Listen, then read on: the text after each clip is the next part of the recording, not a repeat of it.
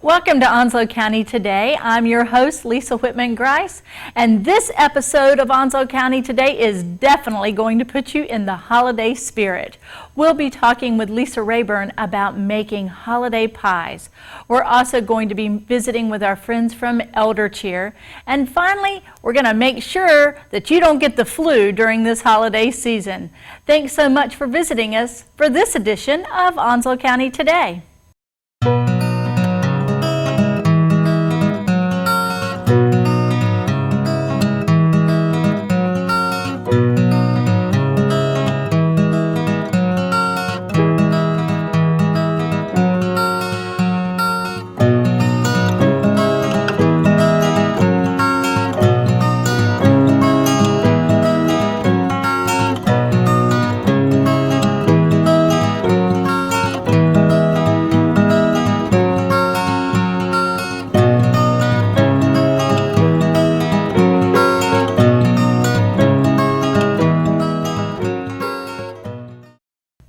Welcome back to Onslow County Today, and joining us now is one of our favorite friends, Lisa Rayburn from Onslow County Cooperative Extension. Lisa, thanks for coming today. Thank you. Now, Lisa, normally when you and I get to visit, we are talking about plants and we're talking about foliage and sometimes chickens, but now we're kind of shifting gears, and I'm excited because since we're in the holiday season, everybody is geared up, and the one thing that says the holidays almost more than anything else is food.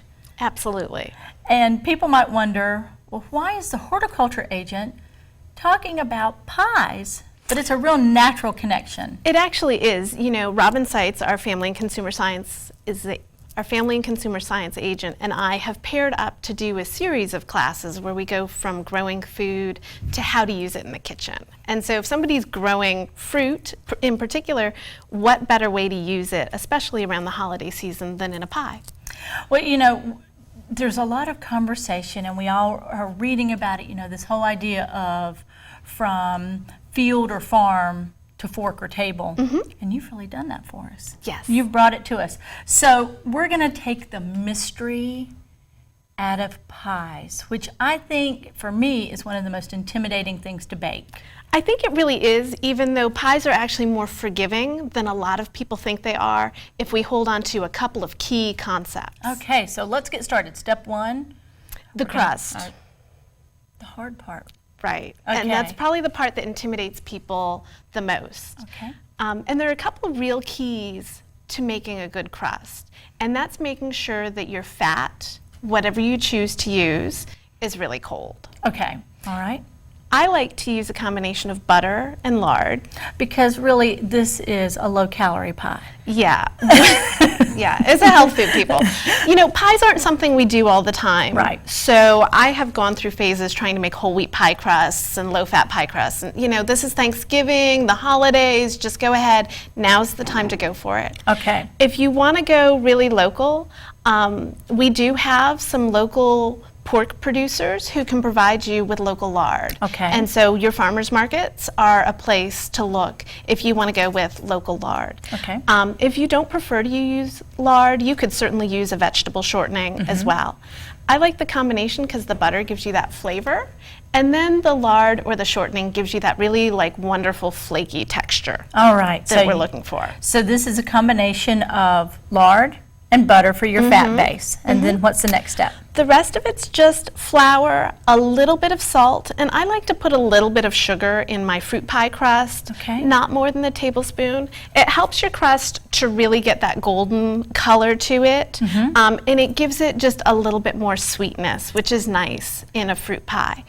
The important thing, whatever pastry recipe you start out with, is to make sure that those fats are really solid. So before I make a pie, I slice up my butter and I scoop little scoops of the lard out and I put it in the freezer for a couple of hours. Okay. So that fat is incredibly solid.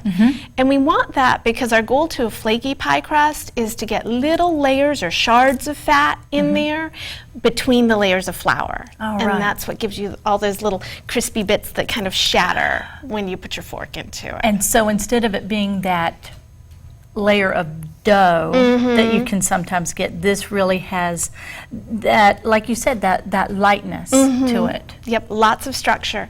And so I like to use one of my favorite kitchen power tools, a food processor, because that lets you really get the fat cut in there. You're not going to be able to cut frozen fat in with a pastry cutter. If you don't have a food processor and you're going to use a pastry cutter, then just make sure your fat is refrigerated but not frozen, or you're not going to be able to muscle your way through it. Right, it's just going to chunk up on you. All right. So get your flour, the salt, the sugar in the food processor, mix it together with a spoon, and then put your fat in there and pulse. You don't want to turn it on and hold it on, because then the blades are going to heat up and that's going to start to melt your fat. Right. If your fat melts, it's going to smear instead of getting those wonderful little shards. Now, you mentioned flour. All-purpose, is that just a basic all-purpose flour? Yep, a basic all-purpose flour is fine. A pastry flour is fine. Very good. What you'd want to avoid is a high gluten flour like a bread flour, because that's going to give you a tougher crust, and nobody wants that kind of gumminess. Okay. Once the fat is mixed in there, and you're looking for fat to be about the size of maybe a pea, so you don't want it blended too closely, then you're going to add just enough ice water to bring the dough together. And so one of the things that I always look at is, you know, if you're watching TV and you see somebody bring the crust together and it wads up in a ball, that's actually too much water. The water should just bring the dough together into this kind of coarse sand texture. I was going to say sort of like beach sand. But when I press this, watch what happens. Do you see how it instantly sticks together? Okay, so it's going to look coarse, but that's perfect. You're just going to bring it together with your hands, bring it into a ball. I like to cut the ball in half if I'm making a 2-crust pie, and put it in the refrigerator to rest for about half an hour. And that lets all those fats get nice and solid again, because of course they've started to heat up. And when your pie crust starts to fall apart is when those fats get soft and it starts to stick to things. So then it kind of breaks on you or tears when you start to roll it out. Exactly. Once it's rested for about half an hour, I'll bring it out and I'll start to roll it. And a good rolling pin is key. You want a nice sturdy rolling pin that's going to kind of help you move through this next part of the process as quickly as possible, because we're fighting heat is what we're fighting. So we're going to take a good rolling pin and we're going to roll from the center out. Okay, so around in a circle and then turn. Yep, not back and forth. Right. We're never pulling the pie crust back towards the center. We're just kind of moving it out. If your kitchen's warm, then by all means, if the dough starts to get a little soft, it starts to stick on you, put it on a cookie sheet and stick it in the fridge for just a couple of minutes. Do you roll yours out on parchment, or do you use just your kitchen counter surface? What do you use when you're actually rolling out your dough? Right. If you have a pastry cloth, that's a great thing to use. Okay. Not all of us have a pastry cloth anymore, so in that case, I just use a well-floured countertop. Okay. All right, very good. Once the dough's rolled out, you can take the dough, and if we had a round of dough here, we'd just pull up the lip of it, and I like to roll it up onto my rolling pin, and then I can slide it up and over the pie pan that way. Probably one of the things that people hate is like when you get that flabby bottom crust on the pie, right? Ideally, you'd like the bottom crust of the pie to be just as flaky and wonderful as the top crust. And so there are a couple of things you can do to prevent that bottom crust from getting soggy. I like to make sure that I have that bottom crust in the pan before I mix my filling. Okay. If you're dealing with like apples or blueberries or something that releases juice when you put the sugar to it, the longer ahead you mix it, the more juice it's going to form and the more it's going to sog up that bottom crust. So try to get the bottom crust in the pan. You can always stick it back in the refrigerator and then mix the filling. Okay. Roll out that top crust, dump the filling in the bottom crust, put the top crust on, and then get it just as fast as you can into the oven. And your oven is already preheated. It's reached that optimal temperature. And that's an excellent point, Lisa, because the optimal temperature, if you start with a hot oven, a 425 degree oven, and put that pie on the bottom rack for the first 10 to 15 minutes, it's going to set that bottom crust, and you're going to get this wonderful, do you see how nice and golden that bottom crust is? It's just as golden as the top of the pie. Perfect. And that's because we started with a hot oven close to the bottom of the oven. And that works even if you're doing a custard-based pie, like a pumpkin pie or a sweet potato pie. If you don't want to blind bake that crust and go through the process of cooking the crust twice, cooking it, putting the filling in, cooking it again, go ahead, put the filling in at the last minute, get it in on that bottom rack of the hot oven, and it'll set that crust. And you'll have a nice, crispy, flaky bottom crust to go with the top crust. And you've hit on all of those things. I know all the wrong things that happen, so this really helps us resolve those.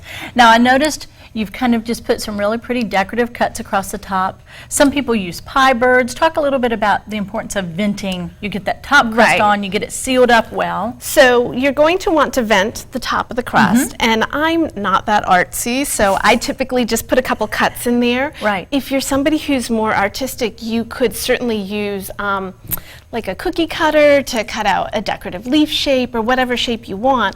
The important thing is that as the filling starts to cook, it's going to really steam. And if it doesn't have somewhere to come out of the crust, you're going to get cracking and buckling in the crust, and the juices are going to escape somewhere you don't expect them to. And all over the bottom of your oven. Absolutely. If you are baking a pie that's a really juicy pie, and you know my peach pie or my blueberry pie has a tendency to bubble over, there are probably two things to look at. One, are you overfilling the crust? And that's something I'm guilty of. I think like if a little bit's good, then maybe a lot's better, which is good except for with those really juicy fruits. So you might try cutting back a little bit on the amount of filling you put in the pie. And you also might want to put, I'll put a foil-lined cookie sheet underneath the pie when I move it up in the oven. So we mentioned starting out hot to set that bottom crust, but then you need to turn the oven temperature down, typically to about 375, and move the pie up into the middle of the oven to finish evenly baking the pie. And at that point, it frees up the bottom rack to slide a cookie sheet in there if you have a really juicy pie that you're like, this might bubble and make a mess. And that way the bubbling winds up on the tin foil, and you can really easily clean up, and you're not cleaning the oven when you're done. Now, the last thing we want to talk about is we're kind of finishing this up to put in the oven. I see you've got the crimp. I've seen take a fork. Right. Any tricks that you found work the best? Because this looks like the finger kind of pinch and push, I call it. So I like the finger crimp because I like a lot of crust. And so I tend to have a lot of extra crust. I roll it over because to me, I mean, the crust is what makes a pie different than a cobbler or a crisp or something else. It's that wonderful crust. So I like a nice thick edge around the outside, so my pies always look kind of rustic. And that finger pinch crimps that top and bottom layer together so that you don't get juice seeping out of the edges of the pie and onto the bottom of the oven. You could certainly go with a fork crimp. Fork crimp crusts tend to work better if you don't have quite as much crust on top. If I try to fork crimp a crust that's too thick, it will actually fall off the sides of my pie dish. So I'll tend to use that if I have a single crust pie. That works really well. Okay. But beyond that, it's just decorating and making it look good to you. And I think one of the things that I like to impress on people is even if your pie doesn't look really pretty, people will love it, and people will just be glad you made them a pie. So don't worry if the first couple of pies maybe aren't as pretty as you want them to be. Well, and then that brings us to the next phase. So it's all baked, it's beautiful, that smells wafting through the house, and you want to take it out of the oven, and you just want to eat it right away. Right. We don't want to do that. Unfortunately, no, and it's really hard to resist that urge. But one of the things that happens, if you have a pie that's still warm and you try to cut it, it's going to have no structure to it, and so it's going to fall apart. And even with a nicely cooled pie, it's hard to get that first slice out without mangling it a little bit. So my mom always used to keep the first slice for herself. She was like, this is the ugly slice, so I will have to eat it. Sacrifice. Yes, what a good mom, right? So A cooled pie is going to, the filling's going to set up much better, and the cooled crust is going to be a little sturdier. Okay. So if you can let your pie come all the way to room temperature, which is hard, it's going to slice much better, and you're going to get neater slices that hold together and don't just fall apart on the plate. Perfect, perfect. That is all awesome, awesome advice. And, I think everybody will be a little more encouraged. It's not quite as scary as maybe we think. It's really not. If you think about starting with cold fat, keeping everything cold through the process, put the filling in at the last minute, start it low in a hot oven, and then move it up to finish cooking. Those are the real keys to eliminating a lot of the issues that people have when they try to do a homemade pie crust. And I think the last thing, when it comes to baking of any sorts, patience, patience, patience. Patience is key. And, we talked about how the pie needs to cool. Mm-hmm. A lot of times, the morning of Thanksgiving or the morning of Christmas is a crazy time. If you're making a fruit pie that doesn't have any dairy or custard in it, by all means, make it the day before when you have more time. Let it cool overnight, and then that's something that you can just pull out at the end of the meal, so you're not trying to rush through that the morning of your holiday. And you can enjoy yourself a little bit and enjoy the pie. Absolutely. Well, we're going to shift gears just a little bit.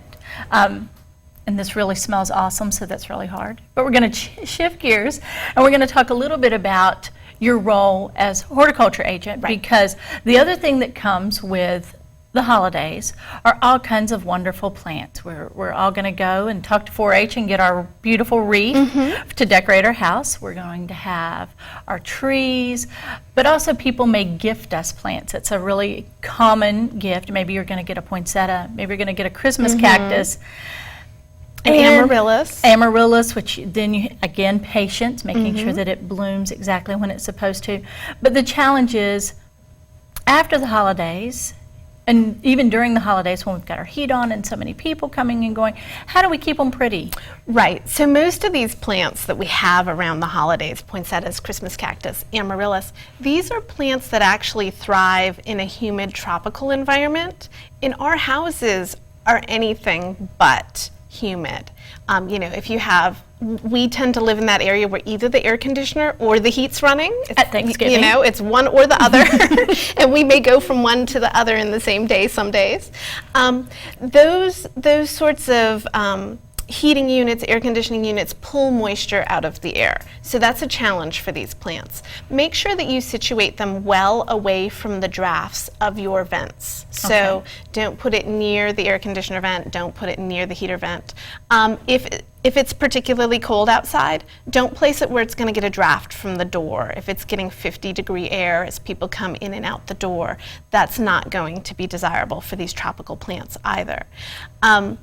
Other than location, in terms of the air, you want to think about sunlight. So most of these plants are going to thrive best in the house if they have as much sunlight as possible. So that means near a south-facing window or near a west-facing window. All right. We typically don't get a whole lot of sun through our north-facing windows or our east-facing windows. So if you put them in those locations, you may see like some leaf yellowing, some leaf drop, where that plant's saying, hey, what I really need is some more sunlight. Okay. The other thing that we see is, a lot of times they come wrapped in foil, right? Or perhaps a decorative pot that does not have a drain hole in the bottom. The most important thing we can do once we've accounted for sunlight is to make sure that these plants have adequate moisture, but not too much moisture around the roots. So you want to let the surface of the soil dry out slightly between waterings, but then you want to make sure you take the pot out of that wrapper, water it gently in the sink. Don't use cold water. If you have water with a lot of fluorine or chlorine in it, you can let the water sit out overnight so that those chemicals move out of the water. Water the plant, let it drain freely before you put it back in the foil or the decorative pot, because standing water in the base of that pot will result in root rot and these plants declining very quickly. So, position where they are, getting right sunlight, away from vents, away from those drafts, and then watering is key, and how you water them is key. And drainage. And drainage. Well, Lisa, you have brought the holidays to us. You brought us plants to talk about. You brought us a wonderful pie recipe and ideas. You're just the holidays all in one. So thank you for coming and sharing all of this with us. Well, thank you so much. And we look forward to talking to you in the springtime, because then we'll be talking about getting our spring gardens ready. Absolutely.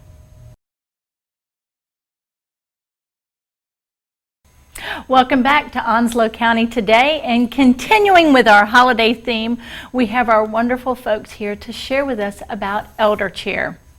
Let's introduce everybody first. We have Wanda Mills from Onslow County 4-H. Wanda, we're so glad you're here.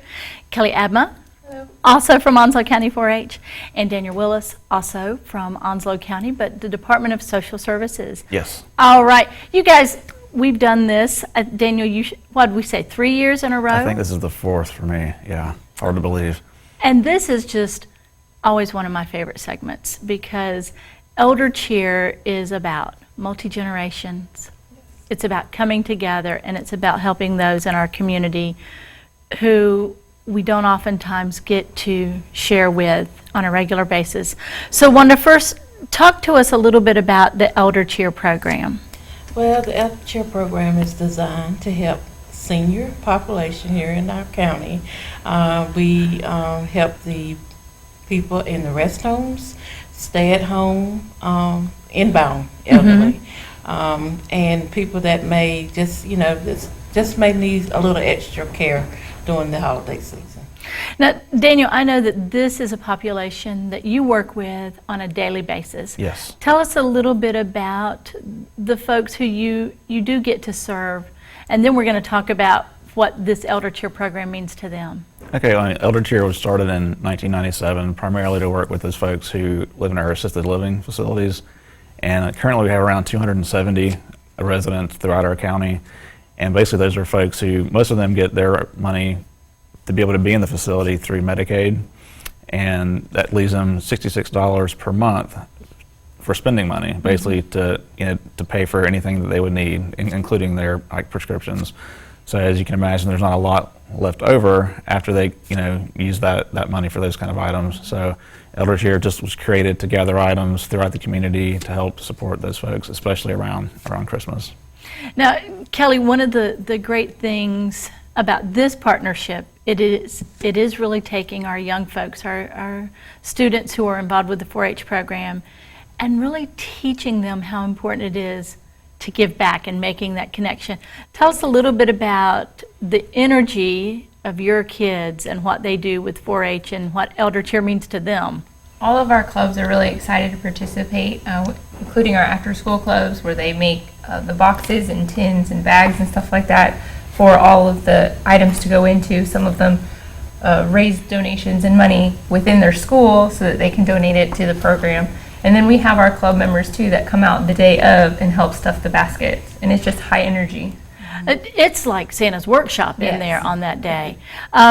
So from now, throughout the month of November, you all are collecting these items for these Elder Cheer Goodwill baskets, this little bit of holiday love that you are gathering together for the folks who are in the program. Wanda, what sort of things are you currently collecting? We collect personal hygiene items, puzzle books, pajamas, bedroom slippers, playing cards for the people who are at the facilities, where they can have some little downtime with each other. Just about anything that you could think of that an elderly may need. Lap blankets, socks, a whole lot of things that we collect. And Daniel, one of the things that we've kind of seen evolve over the years is we've gone from toothbrushes and toothpaste to people are crocheting and knitting blankets, really personalizing Yes. what they're doing. That's pretty amazing. We have some of the quilters guilds throughout the county that have learned about Elder Cheer, and we can pretty much depend on them every year to get. These quilts would go for probably hundreds of dollars at some of these, the places that actually sell those kind of quilts handmade. But some of them, those folks have taken kind of Elder Cheer as their seasonal giving. That's what they do, is prepare to give those kind of things to Elder Cheers. We're feel extremely fortunate to have those types of items to give some of the residents. It's pretty amazing. And we've really seen those things. I mean, just this precious stocking that somebody has That gifted. is also from the Quilters Guild. It's gorgeous. They donated 225 stockings, and they have already brought that to our office. That is fantastic. All handmade. All handmade. Which is so personal and is showing that compassion for that person. Now, Kelly, there are some things we need to be careful of, though, that Yes. we don't want to include. What sort of things don't we need to bring? We don't need anything any really small baskets. Those we don't need because we have such big items and we like to give them a big package. So the smaller tins and the smaller baskets, we don't like to collect those as much anymore. We prefer the bigger ones, as well as any food or alcohol with or beverages with alcohol in it that could be Right. mouthwash. Even though some come without it, most of them come with alcohol, and that's just, we can't give those out. Okay, so want to make sure that we have big, beautiful baskets and then we fill them with all kinds of wonderful things. Now, since you all will start collecting in November, where are your collection sites and when can we bring those to you? We have a collection site at our office, Cooperative Extension on 4024 Richlands Highway, or you can call us and we'd be happy to come by and pick it up if it's a large donation, like an organization or something has something, we'd be glad to pick those up. And I'm sure that we can drop things off over at Adult Services. Yeah, and for folks that have been giving things to the adult services, delivering them to us as opposed to 4-H, we have moved over the past few months. That's a big change for us. So we're not in the New River Shopping Center anymore, where we've been for years. We're now next to Carolina Rivers. It's the more traditional DSS building that's been there for years and years and years that people typically go to for Medicaid, food service, help, those kind of things. So it's right next to Carolina Rivers. So the address is 1915 Onslow Drive. It's sort of right there in that curve. Yes, exactly. It's a That one-story big brick building. brick building. They can just go into the front and they can pay someone to help them. Oh, very good. Now, Daniel, we know that people are gathering, they're making beautiful things, but also you do accept some monetary donations as well. Yes, I'm glad you said that. That's huge. And one thing I want to say too is that Elder Chair is not a budget line item. So 100% of what we do is totally donations. So like 4-H doesn't have a line item for it. Onslow County doesn't. So, but what did you ask me again? Oh, about the monetary donations, Yes. just following right along with that. Yeah, what we do is I ask all the adult care homes, give me a number of people that could actually benefit from getting a basket like one of these. And then in addition to that, I say, now, is there a smaller number of folks who are what we call the highest need? They may have a specific need, like a pair of shoes or like a winter jacket, like a more expensive item that they really, really need in addition to these. So usually we get one number, which is the number of people who need baskets, and then a smaller number that we can actually have those names. And if we have enough monetary donations available that year, we actually cut a gift card to that facility, and it'll be just a certain dollar amount per person of the highest need. So that's what the monetary donations go to that. We've been really fortunate since I've been doing this, we've had enough donations of the items that we've been able to use 100% of the monetary donations to actually buy those specific items for those folks who really need a specific thing. Having watched you all, and Daniel, you and I talked about this a little bit yesterday, it's not just the program, it's the people behind the program. You all who worked so hard through the years, the kids who come together, the members of the community. It's really about that collaboration and that spirit that we all embrace. Kelly, can you share, you talked about the energy of your kids. Can you share anything that maybe the kids might have said about how important it is for them to do this or how they feel about doing it?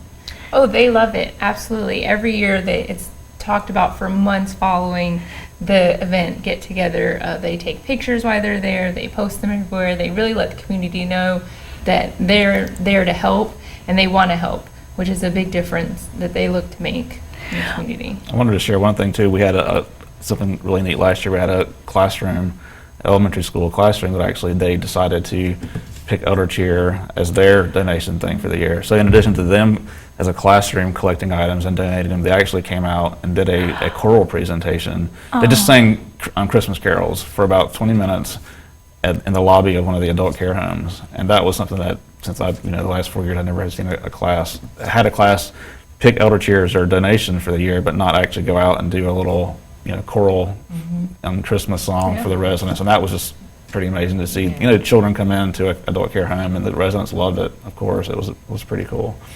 Well, Daniel, I know that a lot of the folks that you deal with that are your clients and your patients that you all work with so closely, a lot of them don't have extended family. They don't Right. have people nearby. So to have those children, I can imagine, must have been heartwarming for them. It was very, and even had one resident who she comes up and she looks at me every time I go in, and one time she said, "You're the guy who brings Christmas."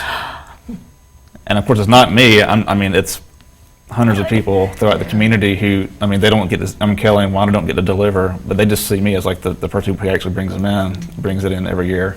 And that was like very, very powerful.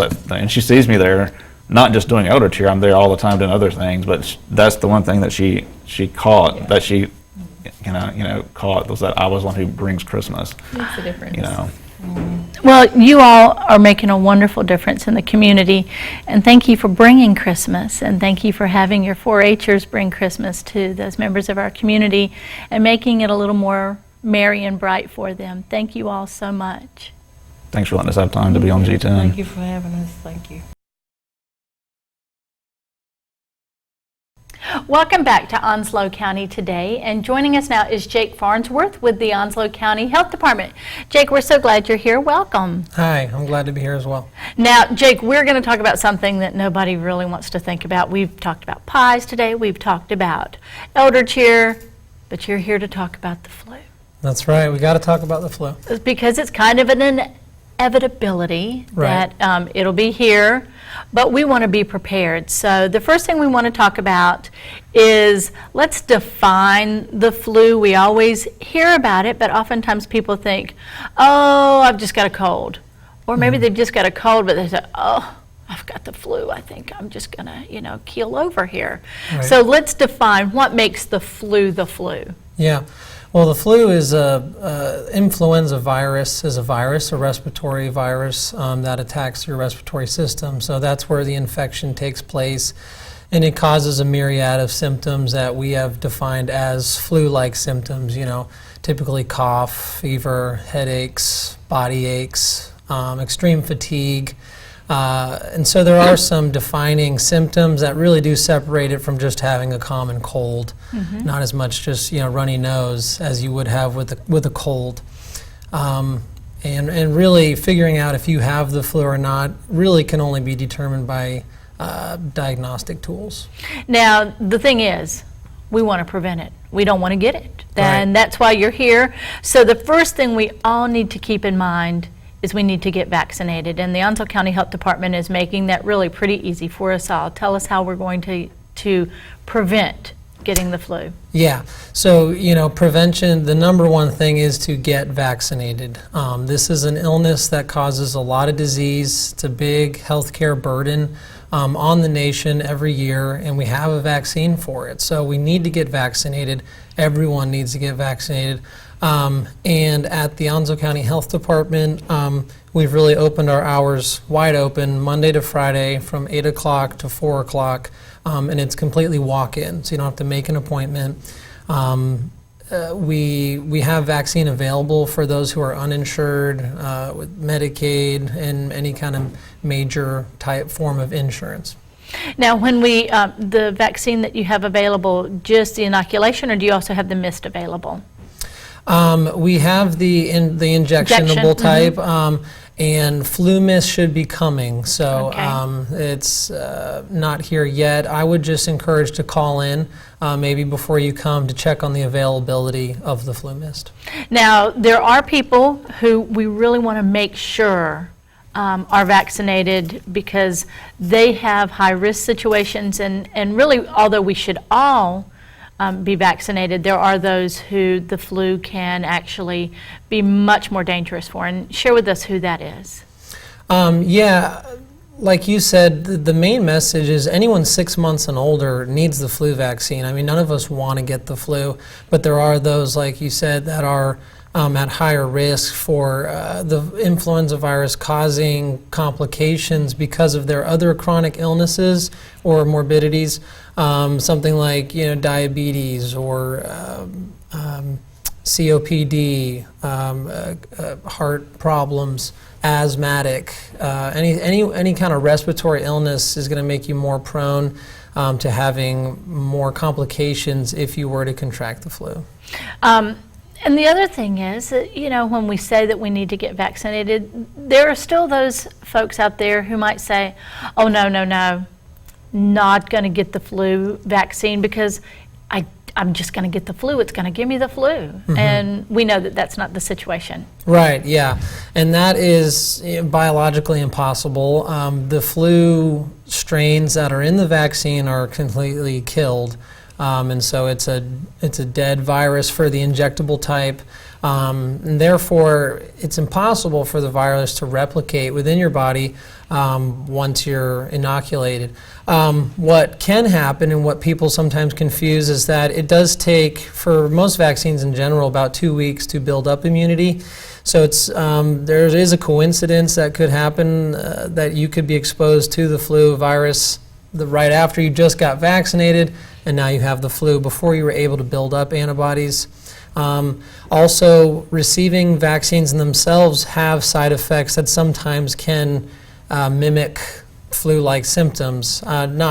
They're not as harsh as really having the flu, but some people, if they have a little slight fever or their muscles hurt, they think they have the flu, and really that could just be a side effect from receiving the vaccine. It's a much more short-lived Yes. side effect than, say, the flu, which can affect you for a week or more, Right. really.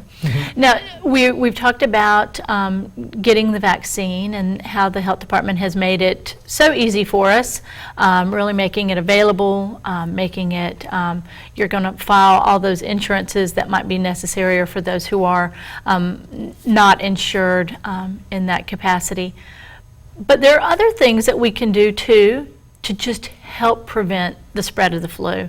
And it's what we preach to our preschoolers. I mean, really, from all ages, give us those just reminders that we all Right. need to remember. The big one, yeah, washing Yes. your hands. Yeah, and that's in the whole entire field of infection prevention. Is hand washing is still the number one way to prevent the spread of bacteria or virus. Flu strain can last, can survive on hard surfaces for extended periods of time. And so if someone sneezes and it was on that surface and you picked it up and now you're bringing it to your face, that's another big thing we want to try to minimize is face touching. And then of course you really just want to disinfect any kind of highly touched areas like doorknobs, sink handles and things like that. But hand washing is huge. Okay, so we're preventing the flu. We're washing our hands. We're getting our vaccine. Right. We are following all those necessary precautions. And we still, somebody gets sick. Right. Some basic guidelines that we should do right away. You would want to obviously seek your primary healthcare provider, because they'll be the ones that can, diagnose. They can look at your symptomology. They can look at what's going on, and then they would be able to prescribe an antiviral, Tamiflu, something like that. You really want, the sooner that you can identify those symptoms, any kind of fever in the winter, you should be thinking flu. You should really just go right in. You don't want to try to nurse it with Tylenol for too long, because you could already be contagious and potentially exposing your household members. So getting to your doctor is key early on, and that'll also help the effectiveness of the antivirals kill off that flu virus while there's still a low viral load. So you're not letting that virus replicate for 7 days, per se. Very good. Well, Jake, you have given us some great advice. We're going to heed that advice, and we're going to all go get our flu vaccines and prevent it from the very start, so we don't even have to worry about Great. what we need to do at the end. But thank you so much for taking your time. One more time, let's remind folks of the telephone number that they should call in case they do have further questions. Yeah, the Onslow County Health Department main number is 347-2154. And there's even a flu line. It's an automated message that tells all this information, what types we have, and the hours that were available. Terrific. Jake, thank you so much for your time, and thanks for helping us prevent the flu in Onslow County. Thank you.